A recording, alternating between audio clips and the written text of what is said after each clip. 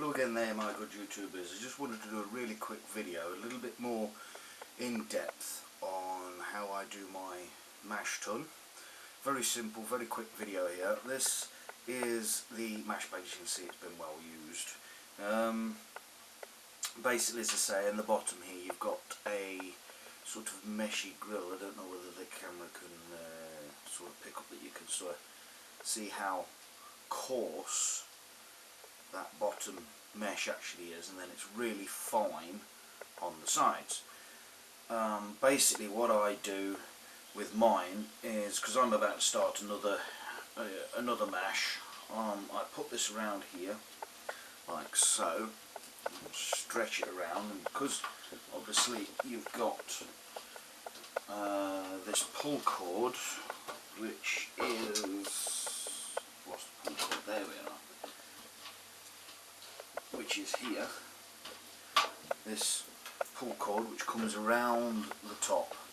You can obviously pull that tight to hold this in. Now this, generally on a 30 litre Burco that I'm using here, stands about 4 inches off the element off the floor.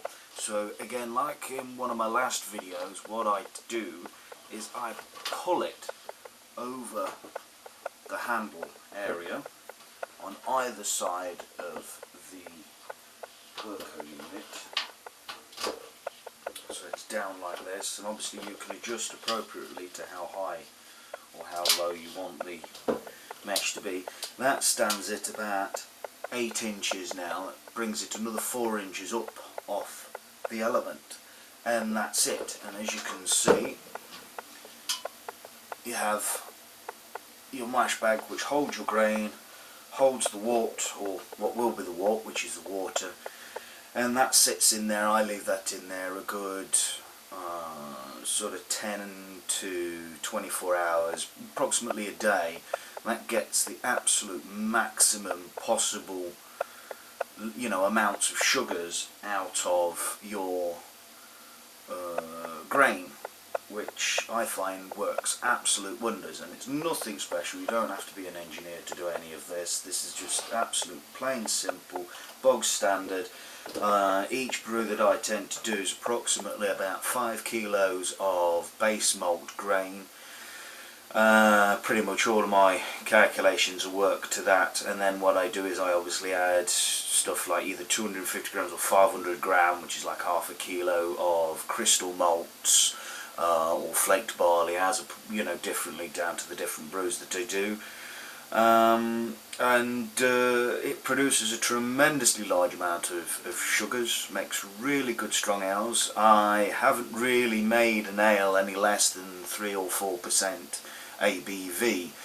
I noticed that there's a lot of people out there on YouTube that make ales using silly amounts of grain, 25 kilos, and stupidly high levels of grain and very high level sugar, ales, and trying to use champagne yeasts and things like this to brew high strength beers.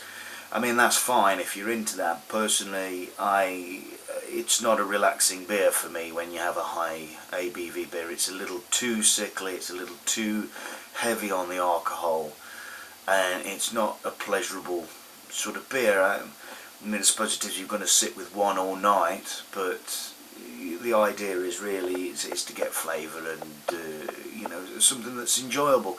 And high alcohol beers are not necessarily one of my key brewing points that I stick with, really. As I say, I personally believe more in flavour and quality of the beer than I do in alcohol ABV. So again, this is a fine method for me. It's very cheap. This Burco I got, it was special. It was running on a special offer, brand new, direct from Burco, or Burco shopping, whatever, because they have their distributors. I got it for, I think it was £95. That's British GBP.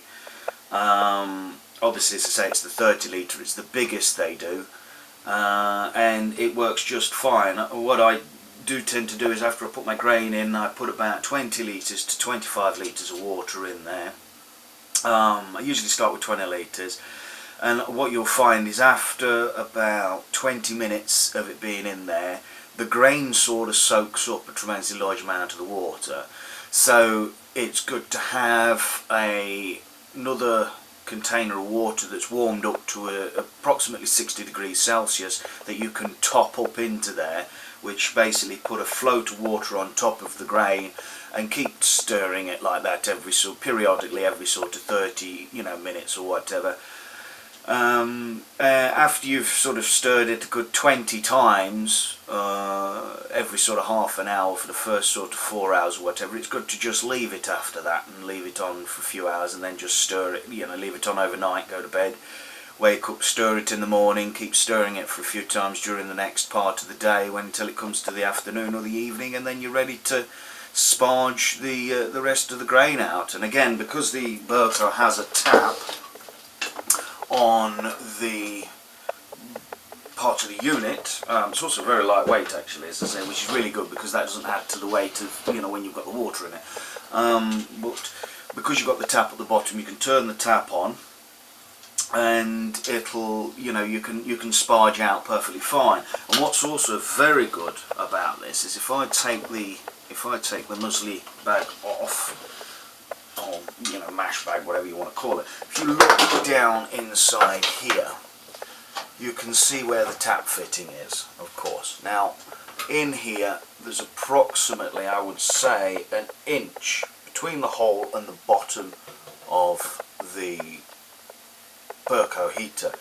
This inch here, what's really good is all your small particles of grain that have fallen through your mash bag into the bottom here don't come out the tap, because you've got this gap at the bottom here before it reaches the bottom, so you end up with approximately about an inch of wort left over. But obviously after your sparging, it comes through and rinses the grain, fills this up, and obviously pushes quite a lot of the water out, but leaves the grain behind. All you have to do, as I say, if you're not very violent with your sparging process, it won't unsettle all of that whatever. And if you look at my previous video, you'll find that obviously a large amount of sort of dust and grain appears down here.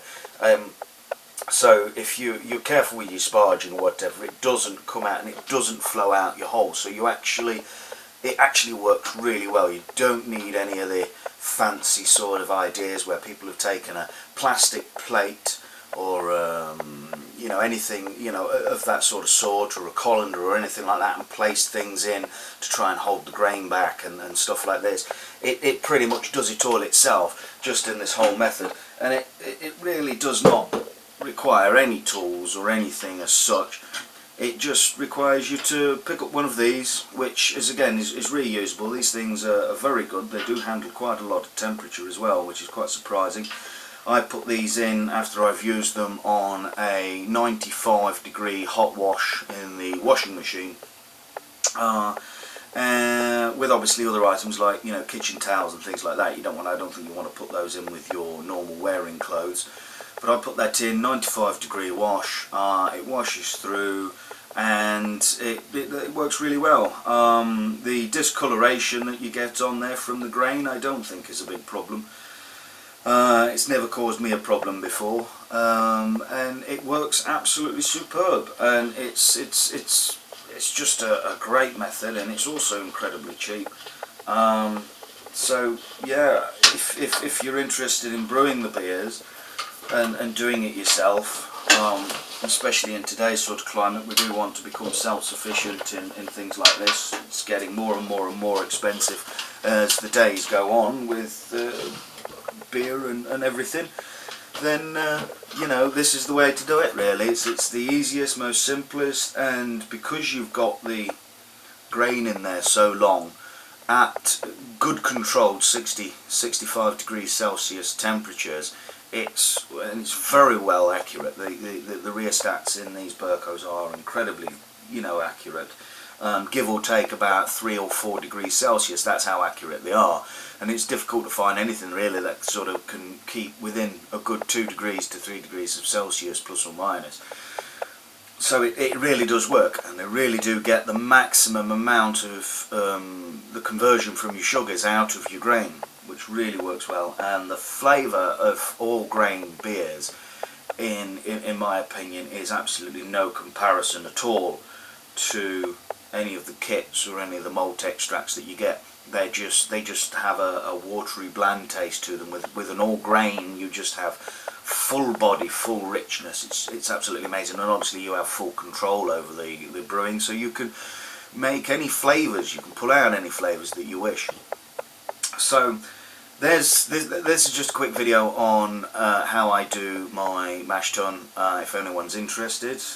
It's easy, it's quick, it's efficient, there's no fancy stuff to it. So, you know, get started. I don't think anybody can come up with an excuse as to why they can't brew their own beer. It's easy, simple, efficient. All it takes is a little bit of hard work, and if you've got some strength in your arms, then that's it. And anybody who complains about it, whatever, well, they're just a pussy. So anyway, thank you my good YouTubers, thanks for watching. I hope this helps somebody out and gives you some ideas into getting in there and brewing some beer. So anyway, have fun and enjoy. Oh, hey there again my good YouTubers. Just thought I'd add a little quick note at the end, which I forgot to say on the first part of the video. If you want to save some money on your electricity bill on running the Burco heater, what you can do is get yourself your saucepan or your rolling tumbler, whatever it is, or whatever. Heat up your water on a gas hob stove, or however you do, or you're going to do your boil after you extract your grain, and basically heat it up to about 60 degrees and then pour it into the Burco heater. What you'll find then is that obviously you're not using as much electricity to actually bring the water up to temperature, so then it works a lot quicker, because I find that it's a lot cheaper for the gas to heat the same amount of water than it is to use electric to heat the same amount of water. So if you boil it up on your gas stove, so you've got the water up to 60 degrees Celsius, it doesn't have to be boiling, that's the thing, you just got to raise it to about 60 degrees Celsius, then pour it into the Burco heater, then you pretty much are alright for your you know, it won't be using that much electric then to whatever, because all you're going to be doing then is using the electricity basically just to keep it at the 65 degrees temperature, and it's just sort of stabilising it off. You're not actually chewing the electric up to heat the water up to that temperature from cold. So yeah, it's just a handy tip for you if you do decide to you know, take this particular method. I think it is the best method, because again you can run it overnight.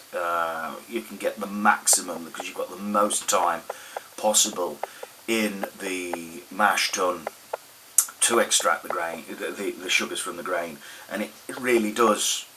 I think it's the most efficient way of doing it, because you get every last ounce of sugar that you possibly can out of your grain, and it works brilliant. So anyway, thanks a lot my good YouTubers. Just thought I'd put that point in there at the end of the video. Thanks a lot for watching. Cheers. Bye bye.